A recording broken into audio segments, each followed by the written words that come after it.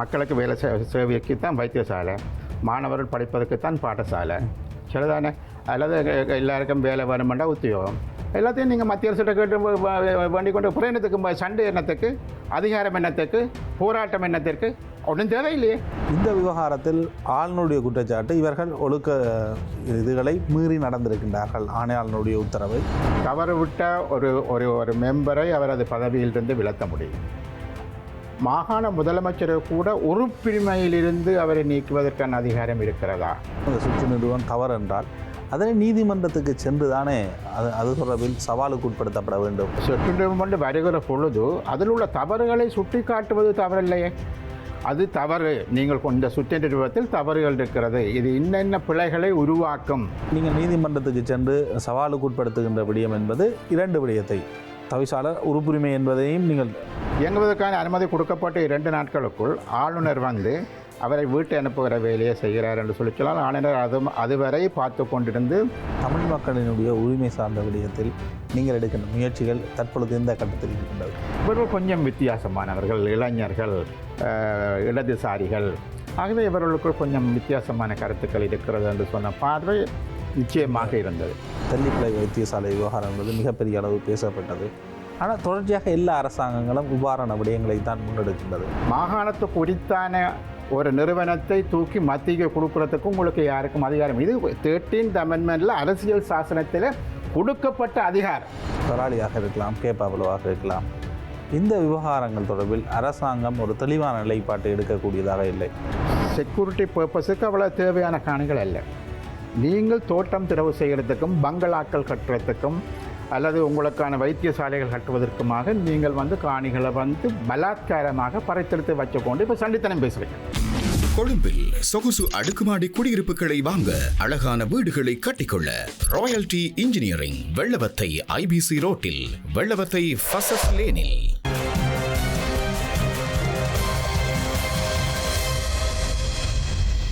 வணக்கம், இது களம், மாற்றத்துக்கான குரல்.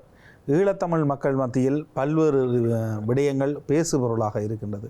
குறிப்பாக ஆளுநருடைய அதிகாரம், அதே போன்று தென்னிலங்கையில் இடம்பெறுகின்ற அரசியல் மாற்றங்கள், இந்த விவகாரங்கள் தொடர்பில் பேசிக்கொள்வதற்காக EPRLF கட்சியின் முக்கியஸ்தர் சுரேஷ் பிரேமச்சந்திரன் அவர்கள் நம்ம இணைந்திருக்கின்றார். வணக்கம். வணக்கம். தற்பொழுது ஆளுநருக்கு எதிரான போராட்டங்கள் முன்னெடுக்கப்படுகின்றது. குறிப்பாக சாவச்சேரி நகரசபை, வவுனியா மாநகர சபை. இந்த விவகாரத்தில் ஆளுநருடைய குற்றச்சாட்டு இவர்கள் ஒழுக்க இதுகளை மீறி நடந்திருக்கின்றார்கள், ஆணையாளனுடைய உத்தரவை. அதேபோன்று வவுனியா மாநகர சபையை பொறுத்த வரைக்கும் எந்தவித அனுமதியும் பெறாமல் முதல்வர் நடவடிக்கை எடுத்திருக்கின்றார். இது ஒரு சட்ட ரீதியில் பார்க்கின்ற பொழுது அவருக்கு இருக்கின்ற அதிகாரம் என்று வராதா? எதையுமே கடைப்பிடிக்காமல் பிரதேச உறுப்பினர்கள் அல்லது தவிசாளர்கள் எடுக்கின்ற முடிவு என்பது ஒரு தவறான ஒன்றாக இருக்காதா ஒரு அரச கட்டமைப்புக்குள்? நீங்கள் அதை இப்போ முக்கியமாக இப்போ சாவச்சேரி பிரதேச சபையினுடைய உதவி தவிசாளரோ பிரதி தவிசாளர் அவருடைய தவறெல்லாம் என்னென்னு சொல்லி சொன்னால், உள்ளூராட்சி ஆணையாளர் அனுப்பின சுற்று நிருபத்தை ஏற்க மறுத்தமை, அல்லது அது தவறென்று அவர் அந்த சபையில் பேசியமை, இது ஏற்றுக்கொள்ள முடியாது என்று அதனை கிழித்தமை. ஆகவே இது ஒரு சேக்குலர் ஒரு சுற்று நிருபத்தை விமர்சிப்பதற்கோ அல்லது தவறென்று சுட்டி காட்டுவதற்கோ சாதாரணமான எவருக்கும் உரித்திருக்கிறது. இவர் ஒரு தெரிவு செய்யப்பட்ட ஒரு மெம்பராக இருக்கிற பட்சத்தில் அவர் சொல்கின்றார் இது தவறானது. அது கூட முக்கியமாக என்னென்னு சொல்லி சொன்னால் அந்த நகரசபைக்குட்பட்ட பழைய காணிகள் அவை தொடர்பாக அல்லது புதிய காணிகள் தொடர்பாக கொண்டு வந்த சுற்று நிறுவனத்தில் நிறைய தவறுகள் இருக்கிறது என்பதுதான் இந்த விடயம். ஆகவே அவர் தவறுகளை சுட்டி காட்டுகிறார் இந்த நிருபம், இது பிள்ளை என்று. அதற்கு எதிராக ஆளுநர் ஒரு 1-man கமிஷன் ஒன்றை வைக்கின்றார். அவர் அது தவறு என்று சொல்லிட்டு அந்த அவர்களுடைய என்னென்று சொல்வது, அந்த ஆளுநருடைய அந்த நடவடிக்கைகளை அந்த 1-man கமிஷன் விசாரணையில் நான் நம்புகின்றேன் இவர் சார்பாக கூறிபரன் பேசியிருக்கின்றார். ஆகவே அங்கே சகல விஷயங்களும் ஏற்கனவே சொல்லப்பட்டும் இருக்கின்றது. அந்த வகையில் இது ஒரு பாரதூரமான குற்றம் அல்ல என்பது முதலாவது. சரி பாரதூரமான குற்றமாக நாங்கள் எடுத்துக்கொண்டாலும் கூட கிஷோர் அவர்களை பதவி நிலையிலிருந்து அகற்றுவதற்கு ஆளுநருக்கு அதிகாரம் இருக்கலாம். அவர் குற்றம் ஒன்று இழைத்திருக்கிறார். எங்களை பொறுத்தவரையில் அது குற்றமில்லை என்று சொன்னால் ஒரு சுற்று நிருபத்தை விமர்சிப்பது என்பது குற்றமாகாது. ஆளுநருக்கு அது குற்றம் என்று பட்டிருந்தால் அவரை பதவி நிலையிலிருந்து விலத்தலாம். ஆனால் மக்களால் தெரிவு செய்யப்பட்ட உறுப்புரிமையிலிருந்து விலத்துவதற்கு ஆளுநருக்கு அந்த அதிகாரத்தை யார் கொடுத்தது? குறைந்தபட்சம் நான் கேட்கிறேன், ஜனாதிபதி ஒரு பாராளுமன்ற உறுப்பினரை ஜனாதிபதியால் விலத்த முடியுமா? விலத்த முடியாது. அதுக்கான ப்ரொசீஜர் இருக்குது. அது நீதிமன்றம் போக வேண்டும். அது பல்வேறுபட்ட ப்ரொசீஜர்கள் இருக்கிறது. ஆகவே ஒரு ஆளுநரினுடைய பிரதிநிதி தான் இவர். ஆளுநர் ஜனாதிபதியினுடைய பிரதிநிதி தான் ஆளுநர். ஆகவே ஜனாதிபதிக்கு இல்லாத அதிகாரம் ஆளுநருக்கு அங்கிருந்து வந்தது என்பது முதலாவது கேள்வி. இல்லை, அவர் மாகாண சபையினுடைய விடயங்களை கையாளுகிறார். மாகாண சபைக்கு அந்த அதிகாரம் இருக்கிறது. மாகாண சபை இல்லாத பட்சத்தில் அவர் அதை கையாளுகிறார். மாகாண சபைக்கு கூட ஒரு தவறுவிட்ட பிரதேச சபையை கலைக்க முடியும். தவறுவிட்ட ஒரு மெம்பரை அவரது பதவியிலிருந்து விலத்த முடியும். மாகாண முதலமைச்சரை கூட உறுப்புரிமையிலிருந்து அவரை நீக்குவதற்கான அதிகாரம் இருக்கிறதா என்ற ஒரு கேள்வி இருக்கின்றது. அந்த மினிஸ்ட்ரி சம்பந்தமானவருக்கு அந்த விஷயம் இருக்கிற இது நீதிமன்றம் இது தொடர்பான இது ஒரு கான்ஸ்டிடியூஷனல் என்னென்று சொல்கிறது விடயம். ஒரு அரசியல் சாசனத்திற்கு உட்பட்ட ஒரு அரசியலமைப்பு பொருள் விளக்கம் ஒன்று அளிக்கப்பட வேண்டும். ஆகவே என்னை பொறுத்தவரை இப்பொழுது நீதிமன்றம் போயிருக்கிறார்கள். நீதிமன்றத்தில் இதுக்கான பொருள் கூடல்கள் கிடைக்கும். அதுக்கு பிற்பாடு கவர்னர் எடுத்த முடிவுகள் சரியா பிள்ளையாண்டு பார்க்கலாம். உண்மையாகவே அவர்கள் மெம்பர்ஷிப்பிலிருந்து நீக்கப்பட வேண்டிய அளவிற்கு பாரதூரமான குற்றங்களை அவர்கள் இழைத்திருக்கிறார்கள் என்று கருதினால் கூட ஆளுநர் என்ன செய்திருக்கலாம்? தேர்தல் ஆணையாளருக்கு அறிவித்திருக்கலாம். தேர்தல் ஆணையாளர் அது தொடர்பாக விளக்கம் கேட்டிருக்கலாம். அவர் நீதிமன்றத்துக்கு அனுப்பியிருக்கலாம். கட்சியிடம் விளக்கம் கேட்டிருக்கலாம். பல்வேறுபட்ட விஷயங்கள் இருக்கிறது. ஆனால் ஆளுநர் அது எதனையுமே செய்யவில்லை. இதற்கு மேலதிகமாக நான் அறிந்த விடயம், ஒரு ஒன்மேன் கமிஷன் கொடுத்த ரிப்போர்ட் ஒன்று இருக்குது தானே, அதில் சில பரிந்துரைகள் செய்யப்பட்டிருக்கிறது. அந்த பரிந்துரைகளின் பிரகாரம் நான் அவர்களை நிறுத்துகிறேன் என்று அவர் சொல்லியிருக்கிறார். அந்த பரிந்துரைகள் என்ன என்பது இதுவரை மீடியாவுக்கும் தெரியாது, சம்பந்தப்பட்ட 2 உறுப்பினர்களுக்கும் தெரியாது. என்னென்ன பரிந்துரைகள் செய்யப்பட்டிருக்கிறது அவர்களுக்கும் தெரியாது, அவர்கள் சம்பந்தமான கட்சிக்கும் தெரியாது. ஆனால் பரிந்துரைகள் செய்யப்பட்டதாக சொல்லப்பட்டிருக்கின்றது. அது குறைந்தபட்சம் நீங்கள் அந்த விஷயங்களை என்னென்ன விஷயங்கள் உங்களுக்கு எதிராக அந்த ஒன்மேன் கமிஷன் ரிப்போர்ட்டில் இப்படி வந்திருக்கிறது. ஆகவே உங்களை உறுப்புரிமையிலிருந்தும் பதவியிலிருந்தும் நீக்குவதற்கு எனக்கு சட்டம் உரித்திருக்கின்ற அடிப்படையில் அந்த விடயங்களை செய்யணும். குறைந்தபட்சம் அவர்களுக்கு தெரிஞ்சிருக்கணும். ஆனால் அவ்வாறு இல்லாமல் இந்த விஷயங்கள் நடந்து முடிந்திருக்கின்றது. ஆகவே இப்பொழுது வேறு வழியில்லை, நீதிமன்றம் போக வேண்டிய விஷயம். ஆகவே தொடர்பாக வவுனியா நகர பிதா தொடர்பாக அவரும் அதே போல் சாவச்சேரி பிரதேச உதவி தவிசாலும் இப்பொழுது நீதிமன்றம் போயிருக்கிறார்கள். நான் நம்புகின்ற நீதிமன்றத்தில் இதுக்கான பொருள் கூடல்கள் வருகின்ற பொழுதுதான் மீதி விஷயங்கள் நடைபெறும். ஆனால் அவர்களுடைய பதவிகளை பறைப்பது என்பது உங்களுக்கு பிரச்சனை கிடையாது. அந்த உறுப்புரிமையை இல்லாமல் செய்வது என்பதுதான் எனக்கு உள்ள பிரச்சனை என்பது அல்ல. இல்லை, கட்சிகள் அதாவது ஒரு ஆளுநர் மாகாண சபை இல்லாத பொழுது ஆளுநருக்கு அதிகாரம் இருக்குது என்ற அடிப்படையில் ஒரு உறுப்பினர் தவறு இழைத்திருக்கிறார் என்பது நிரூபணமாகிற பட்சத்தில் ஆளுநருக்கு ஒரு அதிகாரம் இருக்கலாம் அந்த பதவியிலிருந்து அவரை இறக்குவதற்கு. ஆனால் ஒரு ஆளுநருக்கு ஒரு கட்சி மக்களால் தெரிவு செய்யப்பட்டு சபையில் இருக்கக்கூடிய ஒரு அங்கத்தவரை அந்த உறுப்புரிமையிலிருந்து விலத்துவதற்கு ஆளுநருக்கு அதிகாரம் இல்லை என்பதுதான் என்னுடைய வாதம், என்னுடைய கருத்து.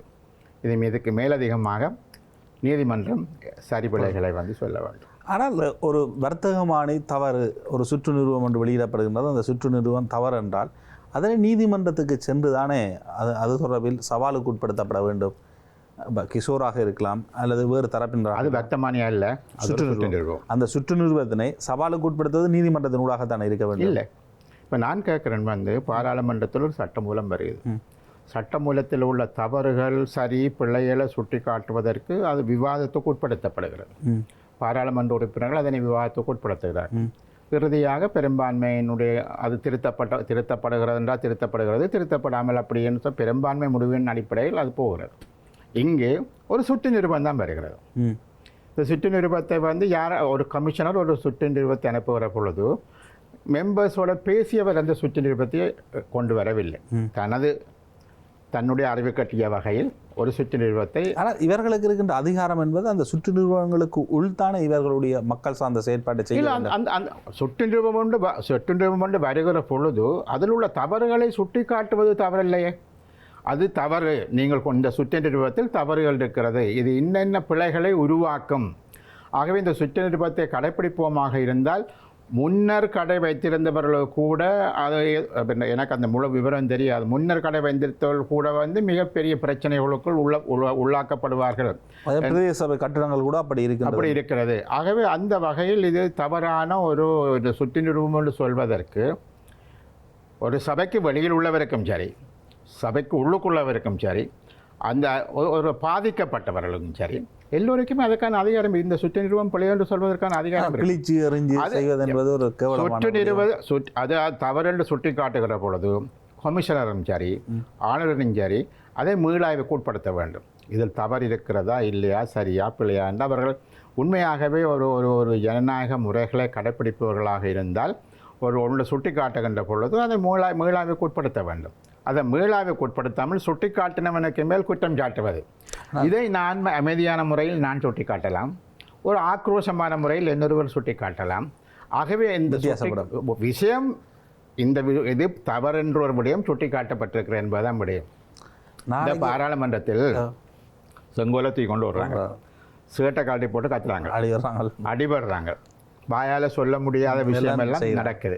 இப்போ எல்லாரையும் வந்து டிஸ்மிஸ் பண்ணி வீட்டை அனுப்பினதா இல்லை, யாரையாவது வீட்டை அப்படி அனுப்பியிருக்கணுமா? ஆஸ்பத்திரியை போய் கிடந்திருக்கிறாங்க அடிவேண்டி போட்டு, சரிதானே? ஆனால் இது ஒரு சாதாரணமான ஒரு விமர்சனத்துக்கு இவ்வளவு உறுப்புரிமையிலிருந்து விலத்துற அளவுக்கு போவதென்பது, பட் அவர் அடுத்த 3-4 வருஷத்துக்கு அவர் மெம்பராக இருக்கலாது, சரிதானே? ஆகவே அது வந்து என்னை பொறுத்தவரையில் வந்து ஒரு மிக தவறான ஜனநாயகத்துக்கு விரோதமான ஆளுநருக்கு அதிகாரம் இல்லாத ஒரு விடயமாகத்தான் நான் கருதுகிறேன். ஒரு பிரதேச சபையிலிருந்து ஒரு உத்தரவு உண்டு அல்லது ஒரு அறிவித்தல் உண்டு, எங்களுடைய காணிகளில் ஒட்டப்படும் பொதுமக்கள் அதனை கிழித்தெறிந்து அனுப்பினால் அதனை அந்த நேரத்தில் பிரதேச சபை ஏற்றுக்கொள்ளுமா? எத்தனையோ பேருடைய மதில்களை உடைக்கின்றார்கள், ஆனால் எத்தனையோ பேருடைய கட்டிடங்கள் இருக்கின்றன. முதல் உங்களை இப்போ நான் அதில் நாங்கள் பிரதேச சபைக்கு சில அதிகாரங்கள் இருக்கு. நீங்கள் ஒரு மதுரை கட்டினாலும் சரி, வீட்டை கட்டினாலும் சரி, டாய்லெட்டை கட்டினாலும் சரி, ஏதோ ஒரு கட்டுமானங்களை நீங்கள் என்ன செய்தாலும் சரி, அதில் நீங்கள் முதல் வந்து பிரதேச சபையில் அதுக்கான பெர்மிஷனை நீங்கள் எடுத்திருக்க வேண்டும். அப்படி பெர்மிஷன் எடுத்திருக்கிற பொழுது உடைக்கவே முடியாது. பெர்மிஷன் எடுக்காவிட்டால் அது உடைப்பதற்கு அவர்களுக்கு அதிகாரம் இருக்கிறது. அது ஒன்று. என்னுடைய வீட்டுக்கு பக்கத்தில் ஒரு காணி இருக்குன்னு வச்சுக்கொள்ளுங்க, பத்தை, பாம்பு, பூச்சி பிரச்சனை நான் கம்ப்ளைண்ட் பண்ணுறேன்னு வச்சுக்கொண்டால் இந்த காணிக்காரர் அதனை துப்புரவு செய்ய வேண்டும். அப்படி இல்லாவிட்டால் அதனை பிரதேச சபை பொறுப்படுத்தி அதனை துப்புரவு செய்து அதற்கான காசையோ எண்ணத்தையோ அவரிடமிருந்து அறவிட்டு கொள்ளும். ஆகவே அப்படியான பல அதிகாரங்கள் பிரதேச சபையிடம் இருக்கிறது. ஆகவே பிரதேச சபை தனக்கு இருக்கக்கூடிய அதிகாரங்களை அந்த அதிகாரங்கள் கொடுக்கப்பட்டதிருப்பதற்கு முக்கியமான காரணம் இல்லீகல் கன்ஸ்ட்ரக்ஷன், ஒரு என்னென்னு சொல்வது சட்டபூர்வமற்ற கட்டுமானங்களை நிறுத்துவதற்கும், அல்லது என்ன சொல்லி சொன்னால் வந்து நீங்கள் என்ன பேசினாலும் வந்து உதாரணத்துக்கு ஒரு மதில் கட்டுவதாக இருந்தால் கூட ரோட்டின் மையப்புள்ளியிலிருந்து எவ்வளோ தூரத்துக்கு பல விஷயங்களை வைத்திருக்கிறார்கள். ஆகவே என்னுடைய கிராமத்தில் கூட நான் பார்த்திருக்கிறேன், வந்து ஒரு வீடு கட்டப்பட்டு உடைக்கப்பட்டிருக்கிறது, அது எந்த பெர்மிஷனும் எடுக்காமல் அது உடைக்கப்பட்டிருக்கிறது. அப்படியான ஒரு வர்த்தகமான தான் அறிவித்தல், அதாவது வியாபார நிறுவனங்களுக்கு அதனுடைய இதனை புதுப்பிக்கின்ற பொழுது எஸ்ஓசி தேவை என்பது தானே. புதுப்பிக்கின்ற பொழுது என்பது அல்ல, ஏற்கனவே இருக்கிறது கூட வந்து இப்போ ஏற்கனவே கட்டியாச்சு. இந்த சேக்குலர் வர முன்பாக கட்டப்பட்டு கடைகள் வியாபாரங்கள் நடந்து கொண்டிருக்குன்னு சொல்லி சொன்னால் அவை அனைத்தையும் நீங்கள் உடைக்க முடியாது. அதற்கு நீங்கள் நிச்சயமாக அதற்கான அது ஒரு தவறான ஒரு விஷயமாக இருக்கும் என்று சொல்லி சொன்னால் அது ஒரு பல கோடி பெறுமதியான ஒரு விஷயங்கள் ஏற்கனவே நடந்து கொண்டிருக்கக்கூடிய இடத்தில் அதனை உடைப்பதற்கான ஒரு புதிய கட்டுமானங்கள் வருகிற பொழுது சில சமயம் இதன் பிரகாரம் செயல்படுத்த வேண்டும் என்று சொன்னதில் அதில் ஒரு அர்த்தம் இருக்கும். ஆகவே பழைய கட்டுமானங்களுக்கும் இது பொருந்துமா என்பது ஒரு கேள்வி. அது பொருந்தாது என்பதற்கு அப்பால் அது தவறு என்று சொல்வதற்கு எனக்கு குறித்திருக்கிறது. அதுதான் நான் திரும்ப திரும்ப சொல்லுவேன், அது தவறு என்று சொல்வதற்கு எனக்கு குறித்திருக்கிறது. ஆகவே ஆளுநர் தன்னுடைய அதிகாரங்களை மீறி செயற்பட்டிருக்கின்றனர் தான் நான் நம்புகின்றேன். உங்களுடைய நிலைப்பாடு. ஆனால் நீங்கள் இப்போ கட்சிகளாக உங்களுடைய கட்சியைச் சேர்ந்தவர்கள் டிடிஎன்னுடைய, ஆகவே நீங்கள் நீதிமன்றத்துக்கு சென்று சவாலுக்கு உட்படுத்துகின்ற விடயம் என்பது 2 விடயத்தை, தவிசாளர் உறுப்புரிமை என்பதையும் நீங்கள் 2 ஏற்கனவே உங்களுக்கு தெரியும், வவுனியா பொறுத்தவரையில் அது நீதிமன்றத்துக்கு சென்று 2 நாட்கள் மீண்டும் அவர் இயங்குவதற்கான கேஸ் முடியலை, ஆனால் இயங்குவதற்கான அனுமதி கொடுக்கப்பட்டிருக்கிறது. இயங்குவதற்கான அனுமதி கொடுக்கப்பட்ட 2 நாட்களுக்குள் ஆளுநர் வந்து அவரை வீட்டை அனுப்புகிற வேலையை செய்கிறார் என்று சொல்லலாம். ஆளுநர் அதுவரை பார்த்து கொண்டிருந்து அவர் இயங்கத் தொடங்கியவுடன் மீளவும் அவரை அப்புறப்படுத்துறது என்பது வந்து அது ஒரு தவறான ஒரு செயற்பாடாகத்தான் எனக்கு தோன்றும். ஆளுநருடைய அரசியல் நோக்கம் கொண்ட ஒரு செயற்பாடு நீங்கள் பார்க்க நிச்சயமாக இருக்கலாம் மட்டும் நான் கருதுகிறேன்.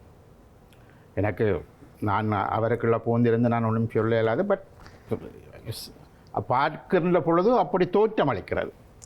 இதனை கடந்து தமிழ் தேசிய கட்சிகளாக தமிழ் மக்களினுடைய உரிமை சார்ந்த விடயத்தில் நீங்கள் எடுக்கின்ற முயற்சிகள் தற்பொழுது எந்த கட்டத்தில் இருக்கின்றது? இல்லை, முதலாவதான பிரச்சனை தமிழ் மக்கள், நான் ஏற்கனவேயும் பல இடங்களில் பேசியிருக்கக்கூடிய ஒரு விடயம் என்னவென்றால், தமிழ் மக்களுக்கு உரித்தான அதிகாரங்களை அவர்கள் கையில் எடுத்து அதனை அவர்கள் என்னென்னு சொல்லி நடைமுறைப்படுத்த வேண்டும். அது என்பது அந்த விடயம் என்பது மாகாண சபை. ஆனால் அரசாங்கம் மாகாண சபை தேர்தல்களை ஒத்தி வைத்திருக்கிறது.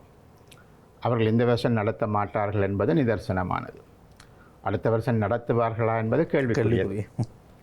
ஆகவே அந்த வகையில் தமிழ் மக்களை என்னை பொறுத்தவரையில் ஒரு புதிய அரசியல் சாசனம், நான் அதை பற்றியும் நான் பல தடவை பேசியிருக்கிறேன். இதுவரை அரசாங்கம் புதிய அரசியல் சாசனத்திற்கான ஆரம்ப கட்ட வேலைகள் எதனையும் ஆரம்பிக்கவில்லை. அவர்கள் சொல்கின்றார்கள் இறுதி வருஷத்தில் அதை செய்யலாம் என்று சொல்கின்றார்கள்.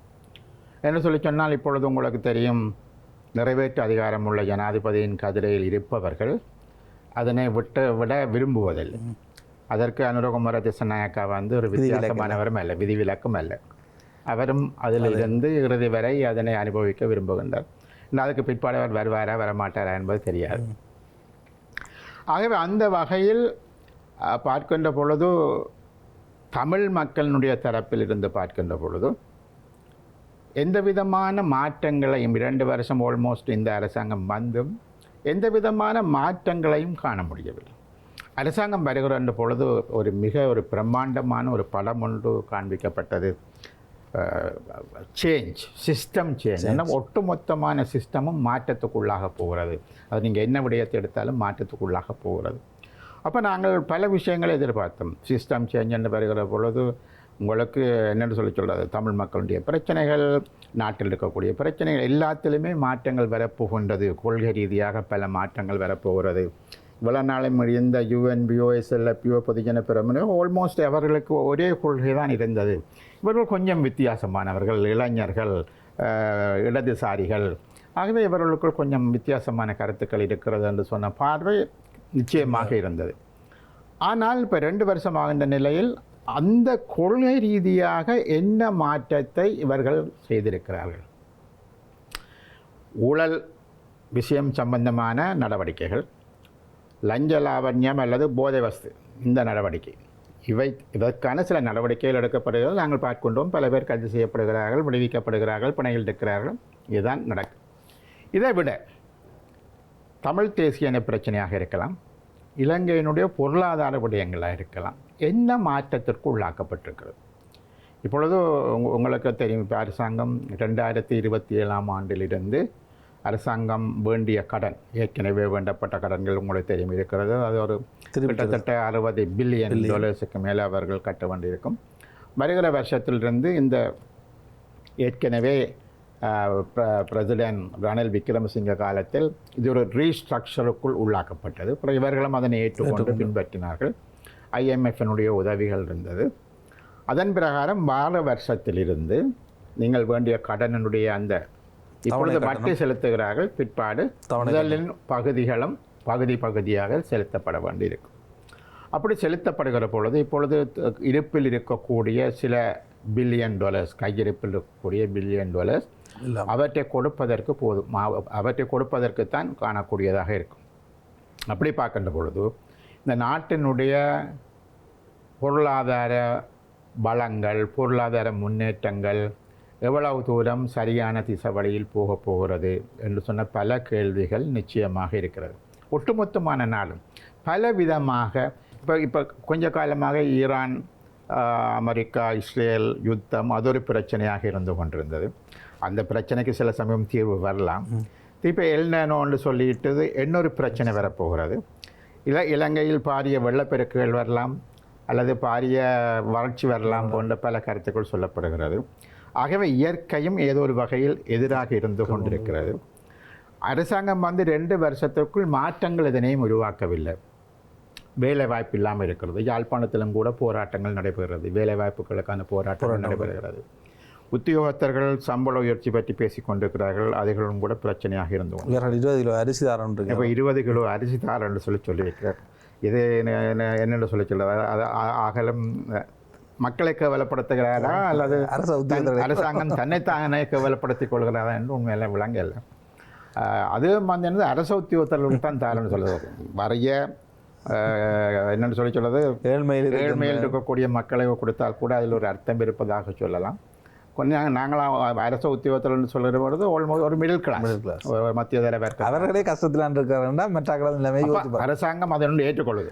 அவர்கள் கஷ்டத்தில் இருக்கிறார்கள். அப்போ அவர்களுக்கு கீழே இருக்கிற ஆட்களுக்கு அரசாங்கம் என்ன செய்ய போகுது? அவர்களுக்கு கீழே இருக்கிற ஆட்கள் செத்து போகலாமா? இல்லை அவர்களுக்கு எதுவுமே தேவையில்லையா? அதனை எப்படி செய்ய போயினோம் என்பதற்கும் ஒன்றும் இல்லை. அது கூட லோன் தான். அது கூட லோன் தான். சும்மா இனாமாக கொடுக்குற 20 கிலோ அரிசி கூட அப்படி பார்த்தா நான் நினைக்கிறேன் புலம்பெயர் தமிழ் மக்கள் பல 1000 ஆட்களுக்கு அள்ளி கொடுத்திருக்கிறார்கள். இந்த என்ன அரிசியோ மக்களுடைய தேவைகளை நிறைவேற்றியிருக்கிறார்கள். ஆகவே அந்த வகையில் இந்த அரசாங்கத்தினுடைய நிர்வாக சீர்கேடுகள், பொருளாதாரத்தில் எந்த விதமான மாற்றமின்மை, தமிழ் தேசிய பிரச்சனைக்கு ஒழுங்கான தீர்வின்மை போன்ற பல விஷயங்களில் அல்லது அவர்கள் ப்ராமிஸ் பண்ணின பல விஷயங்கள், கொடுத்த வாக்குறுதிகளை தமிழ் மக்களுக்காக இருக்கலாம், சிங்கள மக்களுக்காக, ஒட்டுமொத்தமான நாட்டுக்காக இருக்கலாம். இந்த வாக்குறுதிகள் ஏதாவது நிறைவேற்றப்பட்டிருக்கிறதா? ஆகலும் இவர்கள் செய்யக்கூடியதெல்லாம் வந்து போதை வஸ்து ஒழிப்புக்கு ஆக்களை கைது செய்து கொண்டிருக்கிறோம், வெளிநாட்டிலிருந்து கைது வந்திருக்கிறோம் கொண்டு விஷயங்களும் இப்பொழுது சுரேஷ் சாலை போன்றவருடைய அதுதான் இப்போ பேசு பொருளாக சில பேருக்கு அவரால் வளர்ந்தவர்கள் அவரை பாதுகாக்க யோசிக்கிறார்கள், அவரால் பாதிக்கப்பட்டவர்கள் அவருக்கு தண்டனை கிடைக்கும்னு யோசிக்கிறார்கள். அதான் இப்பொழுது போய்கொண்டு பாராளுமன்றத்தில். இல்லை, நான் கேட்பேன் என்றால் இப்போ புதிய ஒரு அரசியலமைப்பினூடாக தீர்வு வரும் என்றால் அது சார்ந்து சட்டத்திறனிகள் பேரவையுடன் உங்களோட முயற்சி முன்னெடுக்கப்பட்டது. அது எந்த கட்டத்தை அடைந்திருக்கின்றது? அது இப்போ போன மாதம் ஒரு கூட்டம் ஒன்று கூடுவதாக இருந்தார்கள். திரு சுமந்திரன் அவர்கள் இந்த நாட்டில் இல்லை என்று சொன்ன அடிப்படையில் அது பிற்போடப்பட்டிருக்கிறதா நான் உணர்கிறேன். ஆகவே அதனை அவர்கள் தொடர்ந்து செய்வதாக ஏற்கனவே கூறியிருக்கிறார்கள். இரண்டாவதாக அதில் கலந்து கொண்ட பல பேர் செம்மணி புதகுழி விவாதத்தில் தொடர்ச்சியாக செயற்பட்டு வந்ததன் காரணமாகவும் அது பின்தள்ளி போயிருக்கலாம் என்று சொல்லி சொன்னால், அதில் அந்த விடயங்களை கையாளக்கூடியவர்கள் செம்மணி விஷயங்களை கையாண்டு கொண்டிருக்கிற சட்டத்தரணிகள் கையாண்டு கொண்டிருப்பதன் காரணமாகவும் அது பின்தள்ளி போயிருக்கலாம். ஆகவே அந்த விஷயம் என்பது நடைபெறும். ஆனால் எனக்கு இருக்கக்கூடிய கேள்வி, அது ஆறுதலாக நடப்பதால் எந்தவித நட்டமும் இல்லை என்று சொல்லி சொன்னால், இது அரசாங்கமே இறுதியாண்டு தான் அந்த அளவுக்கு அதை கொண்டறிவேன் சொல்லுது. அதுவும் வறுமை எங்களுக்கு தெரியாது, வந்தால் ஓகே. ஆகவே வந்து நான் அது தேவையான அளவு நேரத்தை எடுத்து அதனை செய்ய முடியும். ஆகவே அது அவசரப்பட்டு செய்ய வேண்டிய ஒரு காரியமாக இப்பொழுது இல்லை. அடுத்தது இந்த மாகாணத்துக்கு இருக்கின்ற அதிகாரங்கள், தெல்லிப்பிள்ளை வைத்தியசாலை விவகாரம் என்பது மிகப்பெரிய அளவு பேசப்பட்டது. ஆனால் தொடர்ச்சியாக எல்லா அரசாங்கங்களும் இவ்வாறான விடயங்களை தான் முன்னெடுக்கின்றது. நீங்கள் அதற்கு ஒரு எதிர்ப்பை வெளியிட்டிருந்தீர்கள், மத்திக்கு எடுக்கக்கூடாது, அது மாகாணத்துக்குரியது என்று. ஆனால் மாகாணத்துக்கு அந்த அளவு தூரம் நிதி இல்லை என்ற ஒரு குற்றச்சாட்டு முன்வைக்கப்படுகின்றதில்ல. மாகாணத்துக்கு நிதி இல்லை என்றால் நிதியை கொடுக்க வேண்டிய பொறுப்பும் கடமையும் மத்திய அரசுக்கு இருக்கு. அதாவது மாகாண நிர்வாகத்தை இப்போ இந்தியாவில் பல்வேறுபட்ட மாநிலங்கள் இருக்குது. உங்களுக்கு ஆந்திர பிரதேசம் 2 மாநிலங்களாக பிரிக்கப்பட்டது. அதேபோல் வேறு மாநிலங்களும் பிரிக்கப்பட்டிருக்கு. பிரிக்கப்படுகிற பொழுது புதிய மாநிலம் ஒன்று உருவாகிற பொழுது பல்லாயிரம் கோடி பணத்தை மத்திய அரசாங்கம் அந்த புதிய மாநிலத்துக்கு கொடுக்கிறது.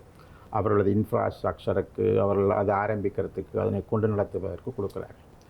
ஆகவே இலங்கை அரசாங்கம் ஒரு மாகாண சபை சிஸ்டம் ஒன்று கொண்டு வருகிற பொழுது மாகாண சபை தன்னை நிதி அளவில் தன்னை பலப்படுத்தும் வரையில் மாகாண சபையை பலப்படுத்த வேண்டிய பொறுப்பும் கடமையும் மத்திய அரசுக்கு இருக்கிறது.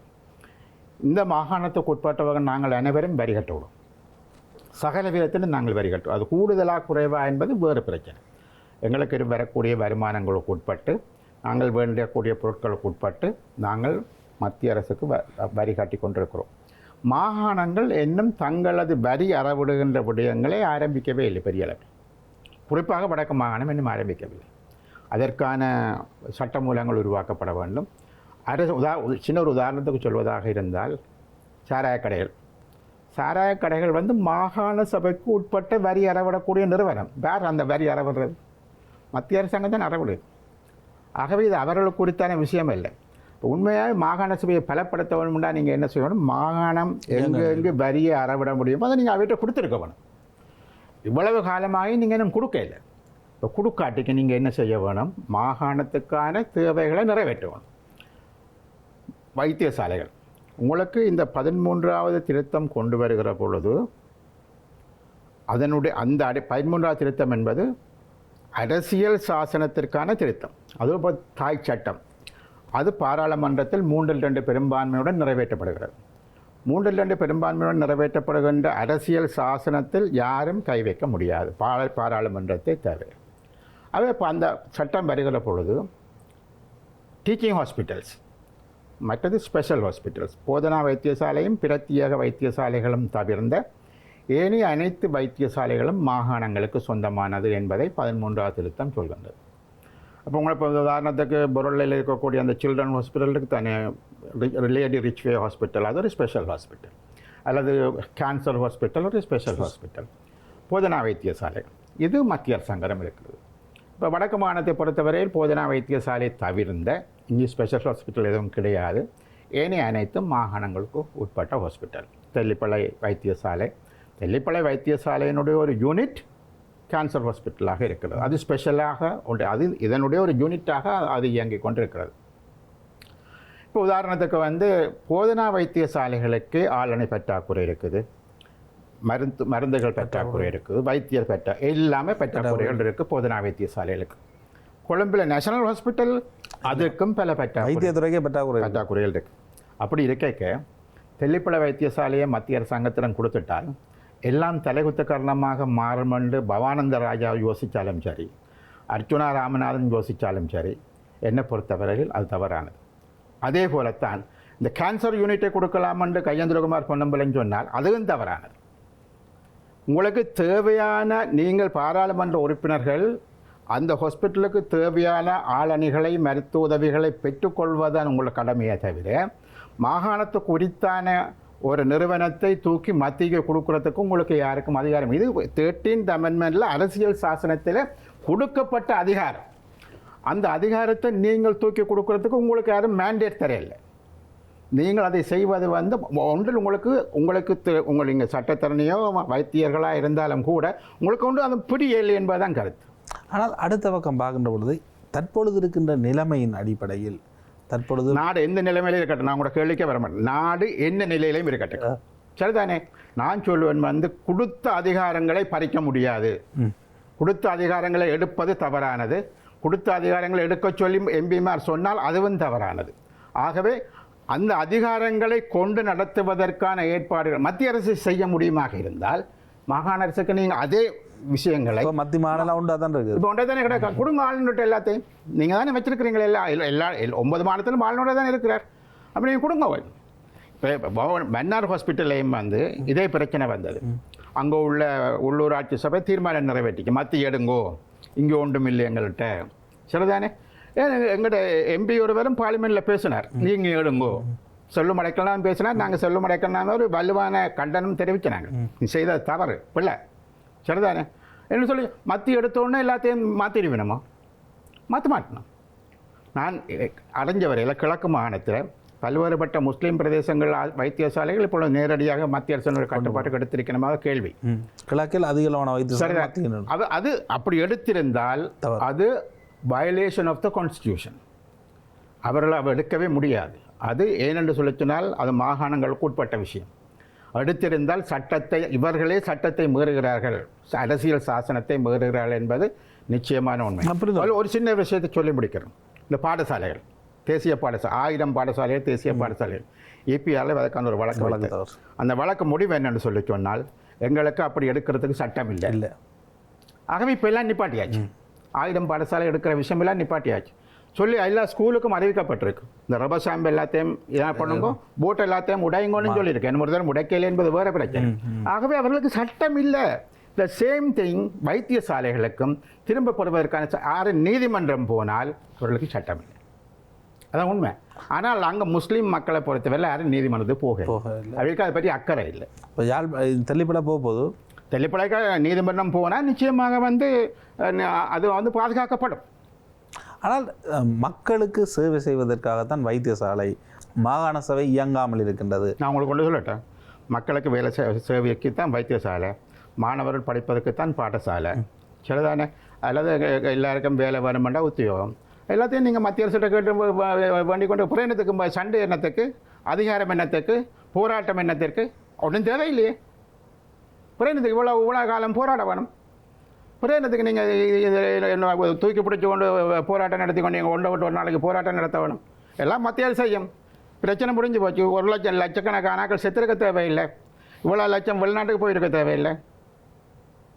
ஏனதெல்லாம் தாய் சார் அப்படி கேட்காதீங்க. ஏனென்று சொல்லி சொன்னால் பல லட்சம் உயிர் இழப்புக்கு பிறகு கிடைச்ச அற்ப சொற்ப உரிமை, அதையும் கொடுக்க வேண்டும் என்று சொல்லி நாங்கள் யோசிப்பமாக இருந்தால் இது எங்களோட சமுதாயம் ஒரு என்னென்னு சொல்லி சொல்கிறது, அது ஒரு வருத்தத்துக்குரிய சமுதாயமாக தான் இருக்கும். ஒரு பாவப்பட்ட சமுதாயமாக. அதுக்கும் எங்களுக்கு வைத்திருக்கக்கூடிய பாராளுமன்ற உறுப்பினர்களும் இதுக்கு உதவி செய்வார்களாக இருந்தால் அவர்கள் கற்றும் பிரயோசனம் இல்லாதவர்களாக தான் இருப்பார்கள். ஆனால் அடுத்த பக்கம் வைத்தியர்களும் அவ்வாறான விடயத்துக்கு தான் இணங்குகின்றார்கள் இல்லையா? நான் கேட்குறேன், இந்த வைத்தியர் மாதிரி எல்லாருக்கும் இவர்களுக்கு தங்களோட சொந்த விஷயங்கள் தான் முக்கியமாக இருக்கிறது தவிர, இவர்கள் என்னென்னு சொல்லி சொன்னால் இவர்களுக்கு தமிழ் மக்களுக்கு அதிகாரம் கொடுக்க வேண்டும், கொள்ள வேண்டும், தமிழ் மக்கள் தாங்களே ஆட்சிக்கு உட்படுத்த வேண்டும் என்ற விஷயங்களை பற்றின அக்கறை அவர்களுக்கு கிடையாது. அவர்கள் வேறொரு கிரகத்தில் வந்தவர்கள் மாதிரி, எல்லாரையும் நான் சொல்ல மாட்டேன், பல பேர் சரிதான் வேறொரு கிரகத்தில் வந்த மாதிரி தான் அவர்கள் பேசி கொண்டிருக்கணும். அப்படி இல்லை. வைத்தியர்கள் கூட பல பேர் இந்த போராட்ட காலத்தில் இந்த போராட்டத்துக்கு ஆதரவாக இருந்திருக்கிறார்கள். அந்த போராட்ட காலத்திற்கு ஆதரவாக இருந்தவர்கள் நிச்சயமாக தெரியும் நாங்கள் ஏன் போராடுகிறோம், அதிகாரத்துக்காக போராடுகிறோம். கிடைத்த அதிகாரத்தை கொடுக்க சொல்லி யாராவது சொல்வார்களா? அது வைத்திய பவானந்த ராஜாவுக்கு எனக்கு தெரியலை, அவருக்கு எவ்வளோ தூரம் அரசியல் ஞானம் இருக்குன்னு சொல்லிட்டு சரிதானே. அவர் ரிட்டையர் பண்ணி போட்டு பாவம் மூளை ஹாஸ்பிட்டலில் வேலை செய்த ஒருவர், அவரை கொண்டாந்து போட்டால் அவருக்கு விடுகிறது போடுறது தெரியுமோ எனக்கு தெரியாது. அவருக்கு நான் பர்சனலாக அவரை பற்றி ஒன்றும் பேச விரும்பவில்லை. ஆனால் உண்மையிலே இவர்களுக்கு அரசியல் என்றது தமிழ் மக்களினுடைய இந்த போராட்டம், நாங்கள் பெற்றுக்கொண்ட சில உரிமைகள் உரித்துக்கள் இவற்றை நாங்கள் வச்சிருக்க போகிறோமா கொடுக்க போகிறோமா. ஆகவே இந்த பாராளுமன்ற உறுப்பினர்கள் அதை பற்றி புரிஞ்சு கொள்ள வேண்டும். சுகாதார அமைச்சர் கூறுகின்றார் அல்லவா, மத்திக்கு வந்தால் நாங்கள் மிகப்பெரிய ஒரு நிதி ஒதுக்கீட்டை மேற்கொள்வோம் என்று. அப்போ அந்த சுகாதார அமைச்சரை நாங்கள் என்ன செய்யலாம்னு சொல்லுங்க.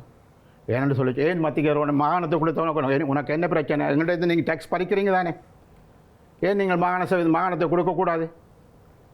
என்ன மத்திய மாத்திரமும் கூட மாகாணம் வேறு ஒரு நாட்டினுடையதா? மாகாணங்கள் எல்லாம் தனி நாடா? மாகாணங்கள் 9 மாகாணமும் இந்த நாட்டுக்கான இருக்கு. நீங்கள் மாகாணங்களுக்கு கொடுக்க சொல்லித்தான் உங்களோட அரசியல் சாசனம் சொல்கிறதை செய்யுங்க. நீங்கள் என்னென்னு சொல்லலாம், எங்கள்கிட்ட தந்தா செய்வோம் இல்லாட்டி செய்ய மாட்டோம்னு சொன்னால் நீங்கள் அதில் இருக்கவே லாயக்கு இல்லாதவன்.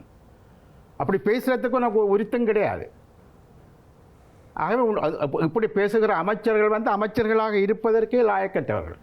தங்களுக்கு அதிகாரங்கள், தங்களுக்கு என்ன அதிகாரம் இருக்குது, மாகாணத்துக்கு என்ன அதிகாரம் இருக்குது, மாகாண சபை எப்படி பலப்படுத்துவது, அந்த வைத்தியசாலைகளை எப்படி அதுக்கான உதவி ஒத்தாசைகளை செய்ய வேண்டியது இன்றைய காலகட்டத்தில் அது என்னென்னு சொல்ல இப்பொழுது ஒரு மாகாண சபைகள் இயங்காத காலத்தில் ஆளுநர் இருக்கிறார் சொல்லப்பட அவர் கூட அந்த விஷயங்களை அவர்கள் செய்ய வேண்டும். 2வது நான் ஆரம்பத்தில் சொன்னது போல மாகாண சபைகளை பலப்படுத்துவதற்கு மத்திய அரசு தான் உதவி செய்ய வேண்டுமே தவிர மாகாண சபையில் இருக்கக்கூடிய அதிகாரங்களை புடுங்கி எடுப்பது மத்திய அரசினுடைய வேலையாக இருக்கக்கூடாது. தற்பொழுது காணி பிரச்சனைகள் அதிக அளவு ஒரு போராட்டங்களை திருப்பி மீண்டும் ஆரம்பிக்கின்றார்கள் மக்கள். பலாலியாக இருக்கலாம், கேப்பாபுலவாக இருக்கலாம். இந்த விவகாரங்கள் தொடர்பில் அரசாங்கம் ஒரு தெளிவான நிலைப்பாட்டை எடுக்கக்கூடியதாக இல்லை. அரசாங்கத்தில் இருப்பவர்களும் விடுவிக்க வேண்டும் என்ற அடிப்படையில் தாங்கள் கருத்து தெரிவித்தாலும் பாதுகாப்பு படையினர் அதற்கு செவிமடுப்பதில்லை போன்ற விடயங்களைத்தான் செய்திகளாக வெளிவிடுகின்றார்கள் இல்லையா? நான் கேட்குறேன், ஜனாதிபதி முப்படைகளினுடைய தளபதியோ இல்லையோ? அவர் தானே தளபதி. தளபதி ஒரு ஓர்டரை போட்டால் கீழே உள்ள படையினர் அதனை செய்ய வேணுமோ இல்லையோ? ஒரு யுத்தம் கொண்டு வருது என்று சொன்னால் ஜனாதிபதி என்ன உத்தரவு போடுகிறாரோ அதுதானே செய்யணும். அப்படி செய்கிற பொழுது ஓகே, கீழே இருக்கக்கூடியவர்கள் வந்து சொல்லலாம், இன்றைக்கு வந்து சொல்லலாம் வந்து என்னென்னு சொல்லி சொன்னால் எங்களுக்கு இங்கே இவ்வளவு இராணுவம் வச்சிருக்கணும், இவ்வளவு இடங்கள் வேணும் என்று சொல்லலாம். ஆனால் யாழ்ப்பாணத்தை பொறுத்தவரையில் பல இடங்கள் நீங்கள் இன்னும் தோட்டம் செய்து கொண்டிருக்கிறீங்க. சரிதானே? இராணுவம் அதை நீங்கள் இன்னும் என்னென்னு சொல்கிறது பொருளாதார ரீதியான நலன்களை பெற்றுக்கொண்டிருக்கிறீங்க. அது நீங்கள் இதை அப்போ எங்களுடைய இந்த காணிக்கு சொந்தக்காரர் வந்து 40 வருஷமாக ரோட்டில் நிற்கிற பொழுது நீங்கள் இதுக்குள்ள உங்களுக்கு இது அப்போ ஒன்று எங்களுக்கு விளங்குது என்னென்னு சொல்லி சொன்னால், இது உங்களுக்கு செக்யூரிட்டி பர்பஸுக்கு அவ்வளோ தேவையான காணிகள் அல்ல. நீங்கள் தோட்டம் திறவு செய்கிறதுக்கும் பங்களாக்கள் கட்டுறதுக்கும் அல்லது உங்களுக்கான வைத்தியசாலைகள் கட்டுவதற்குமாக நீங்கள் வந்து காணிகளை வந்து பலாத்காரமாக பறைத்தெடுத்து வச்சுக்கொண்டு இப்போ சண்டித்தனம் பேசுகிறீங்க. ஜனாதிபதிக்கு விளங்குவோனும் நீங்கள் செய்கிற அவ்வளவும் இல்லீகல் விஷயம், சட்ட விரோதமான விஷயம். சரிதானே? அந்த நீங்கள் வரைக்கல யாரை கேட்டு நீங்கள் சொன்னீங்கள் வந்து நாங்கள் வந்தால் காணியெல்லாம் முடிவைப்போண்டு. இப்போ நீங்கள் அந்த எழுத முன்னுக்கும் நீங்கள் இராணுவத்தோட பேசியிருக்கலாமே. நீங்கள் இராணுவத்துக்கு ஆள் பிடிச்சி கொடுத்தாக்கள் தானே. யுத்தம் நடக்க நீங்கள் 10,000 மக்களை திரட்டி கொடுத்தாக்கள் தானே. அப்போ நீங்கள் இந்த எழுதுறதுக்கு முன்னுக்கு உங்களோட தேர்தல் விஞ்ஞாபனத்தை எழுத முன்னுக்கு நீங்கள் கேட்டிருக்கலாம், நாங்கள் இப்போ எழுதி கொடுக்க போகிறோம், என்ன செய்யலாமென்ட்டு. இன்றைக்கு வந்து என்ன சொன்னாங்க, என்னுடைய மற்ற கேள்வி, இது இராணுவ ஆட்சி நடக்குதா ஜனநாயக ஆட்சி நடக்குதா? யார் ஜனாதிபதி? யார் ஜனாதிபதி? சரி, நீங்கள் வந்து ஜனநாயகபூர்வமாக விஷயங்களை கையாளுறீங்க, மக்களால் செய்யப்பட்ட ஜனாதிபதி நீங்கள் என்றால் நீங்கள் முடிவெடுக்கணும். இல்லை இராணுவம் தான் முடிவெடுக்குதுன்னு சொன்னால் இந்த நாட்டில் இராணுவ ஆட்சி நடக்கிறதுன்னு தான் நீங்கள் ஏற்றுக்கொள்வோம். எந்த ஆட்சி நடக்குது? அரசாங்கம் சொல்லணும் எந்த ஆட்சி நடக்குது. இந்தியாவுடன் மிக நெருக்கமான தொடர்பு கொண்டவர் நீங்கள். தமிழகத்தில் மிகப்பெரிய ஒரு மாற்றம் ஒன்று ஏற்பட்டிருக்கின்றது. விஜய் முதலமைச்சராக இருக்கின்றார். ஸ்டாலின் சொந்த தொகுதியிலேயே வெற்றியடைய முடியாத ஒரு சூழ்நிலை ஏற்பட்டிருக்கின்றது. மிகப்பெரிய ஒரு மாற்றமாக இருக்கின்றது. கட்சிகளே இல்லாமல் செல்லுமா, விஜய் என்ற ஒரு தனிமனிதன் தான் தொடர்ந்து இருக்க போகின்றார் என்ற கேள்விகள் எல்லாம் எழுகின்றது. அங்கே பல மாற்றங்கள் இருக்கின்றது. இதை நீங்கள் எப்படி பார்க்குறீர்கள்? இப்போ வந்து நம்ம 2 மாதம் ஆகலை, இப்போ தானே வந்திருக்கு. அந்த மக்கள் சில வேளை ஒரு மாற்றம் வரும்படி யோசிச்சிருக்கலாம். இலங்கை மாதிரியா? இலங்கை மாதிரி சரிதானே. அந்த ஒரு வரவன ஒரு மாற்றம் வரும்படி யோசிச்சிருக்கலாம். இப்போ 2 வருஷத்தில் எங்களுக்கு தெரியுது இந்த அரசாங்கம் என்ன செய்யுது என்று சொல்லி. பழைய அரசாங்கம் தான் தெரியுது. ஆக இப்போ கணக்கு இப்போ உதாரணத்துக்கு அவர் சொல்லுகிற விஷயம் கூட, விஜய் சொல்கிற விஷயம் கூட இங்கே சொல்கிற மாதிரி தான் மிகப்பெரிய வாக்குறுதிகள் அளிக்கப்பட்டது. ஊழலுக்கு எதிரான விஷயம், முக்கியமான விஷயம், பெண்கள் பாதுகாப்பு போன்ற பல விஷயங்கள் சொல்லப்படுகிறது. அது அவ்வளவு இப்போ உங்களுக்கு வந்து ஒரு எளிதான விஷயம் அல்ல. அது மிக மிக கடினமான ஒரு விடயம். இவரோடு இருப்பவர்கள் அந்த விஷயங்களில் ஊறிப்போன ஆட்கள் தான். ஆகவே இலகுவாக எல்லாத்தையும் அவர் விரும்பினா கூட இலகுவாக எல்லாவற்றையும் செய்துவிட முடியும் என்பதல்ல. இவற்றை ஒரு பக்கம் வைத்து விட்டு பார்த்தோம்னு சொல்லி சொன்னால், உண்மையாகவே தமிழ்நாடு பல விஷயங்களில் ஒரு முன்னணி பாத்திரத்தை வைக்கிறது. சரிதானே? கல்வி, மாநில சுயாட்சி, மொழி, மத்திய அரசாங்கம் வந்து ஒரு ஹிந்தி திணிப்புகளை கொண்டு வருவதற்கு எதிரான செயற்பாடு. தமிழ்நாடு இப்படி பல விஷயங்களில், மற்றது வந்து இன்னும் முக்கியமாக சொல்வதாக இருந்தால் வந்து சமூக நலன்கள் அல்லது சமூக நீதி அந்த விஷயங்கள் அனைத்திலும் முழு இந்தியாவிலும் தமிழகம் ஒரு லீடர்ஷிப் கொடுக்குற ஒரு நிலையில் இருக்கிறது. அது தொடர வேணும் என்பது என்னை போன்ற ஆட்களினுடைய விருப்பம். ஏனென்று சொல்லி சொன்னால் வந்து அதோடு ஒரு அந்த மக்களுடைய அவர்களுடைய கையில் அந்த அதிகாரங்கள் இருக்கிற பொழுது அது தமிழ்நாடு இன்றைக்கு முன்னேறி இருக்கிறது. இந்தியாவிலே 2வது ஒரு வளர்ச்சியடைஞ்ச மாநிலமாகவும் 11% மேல் அந்த வளர்ச்சி உட்பட்டிருப்பதாகவும் சொல்லப்படுகிறது. அது மாத்திரமல்ல, மத்திய அரசாங்கம் தமிழகத்தினுடைய பல விஷயங்களில் அது முதன்மை ஸ்தானமாக அது ஏற்றுக்கொள்ளப்பட்டும் இருக்கின்றது. ஆகவே அந்த விஷயங்களில் திரு விஜய் அவர்கள் அந்த விஷயங்களை அப்படியே அதில் விட 4 மடங்கு மேலாக முன்னெடுத்து கொண்டு போவாராக இருந்தால் அதுதான் முக்கியமானது. அதுதான் மாற்றம். ஆனால் ஈழத்தமிழ் மக்களுடைய விவகாரத்தில் விஜயினுடைய பங்களிப்பு தமிழகம் கணக்க செய்ய முடியாது. தமிழகம் குரல் கொடுக்கலாம். ஆனால் அந்த குரல் கொடுப்பு கூட கடந்த காலங்களில் குறைவாக இருந்தது. உங்களுக்கு யுத்த காலம் என்பதும் போராட்ட காலம் என்பதிலும் அது எம்ஜி ராமச்சந்திரன் எம்ஜிஆர் அவர்களாக இருக்கலாம், கருணாநிதி அவர்களாக இருக்கலாம், ஜெயலலிதாவாக இருக்கலாம், அந்த காலத்துக்கும் இப்பொழுது வித்தியாசம். ஆகவே அப்பொழுது இருந்த குளோபல் பொலிட்டிக்கல் சிச்சுவேஷனும் வித்தியாசம், ரீஜனல் பொலிட்டிக்கல் சிச்சுவேஷனும் வித்தியாசம். இன்றைக்கு எல்லாம் தலவுத்து காரணமாக மாறிய நிலையில் கொழும்பில் இருப்பது சீன சார்பாக இந்திய சார்பாக பல பிரச்சனைகளுக்குள் இருக்கிறது. ஆகவே தமிழகம் வந்து இங்கே இருக்கக்கூடிய என்னென்னு சொல்கிறது பிரச்சனை, உதாரணத்துக்கு செம்மணி புதவொளி பிரச்சனை, அங்கே இருக்கக்கூடிய அரசியல்வாதிகள் குரல் கொடுக்கிறார்கள்.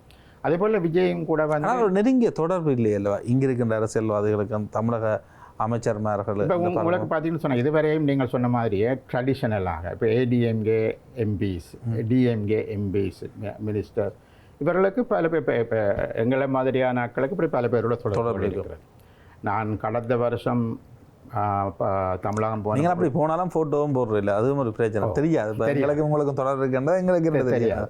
ஆகவே அது மாத்திரமில்லை, நாங்கள் இமெயில் கண்ட அவர்களுக்கு தேவையான சில செய்திகள் கேட்குற பொழுது கொடுக்கறதுக்கான இமெயில் தொடர்புகள் உட்பட பல நீங்கள் சொன்ன மாதிரி அது வந்து வெளிப்படுத்த வேணும்னு சொன்ன பெரிய அவசியங்கள் ஆனால் வெளிப்படுத்துகின்ற பொழுது எங்களுக்காக தமிழகம் இருக்கின்றது அல்ல தமிழகத்துக்காக நாங்கள் இருக்கின்றோம், எங்களுக்கு ஒரு தொடர்பு இருக்கின்றது நிச்சயமாக உண்மை. 8 கோடி தமிழ் மக்களும் பக்கத்தில் இருக்கக்கூடிய ஒரு நாடு, அது நிச்சயமாக எங்களுக்காக குரல் கொடுக்கிற பொழுது அது உலகத்துக்கு நிச்சயமான அது ஒரு முக்கியமான ஒரு விடயம்.